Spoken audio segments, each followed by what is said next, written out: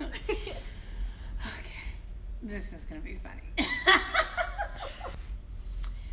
Okay, so I'll start off with my name. My name is Christine Nardone Storch. My life growing up, I grew up in New York City. I was always heavily involved in the arts. My dad owned a theater company in the area, and he did it as sort of his part-time hobby.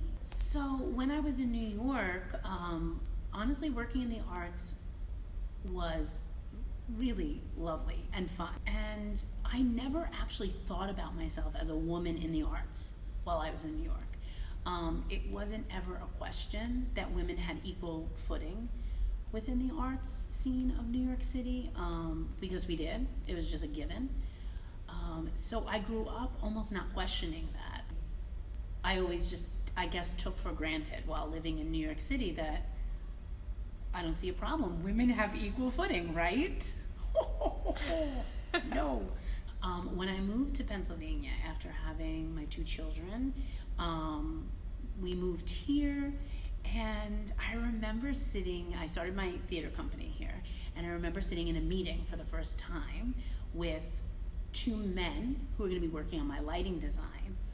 And my father, who works with me, we own a company together, it's actually my company now, and he works with me, was in the room, and every question they asked, they deferred to him. So I realized very quickly, oh, I was just very privileged in New York not to have ever been made to feel that way. I'm sure it was there, and it's not like New York is, exempt from like women bias, of course not. I just didn't experience it. As I got older and, sort of had children and lived a little bit more, I think I started to take notice of how many times women are questioned, how many times women are spoken over, whether in the arts or not.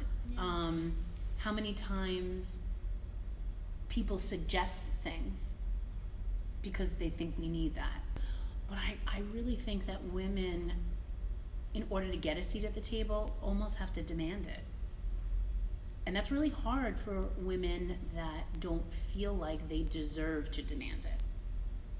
So I think that's where the work begins, in the arts or not the arts. Empowering younger women to recognize it, more so than I did, to recognize it, see it, and then demand a seat at the table, and have the self-confidence to do that.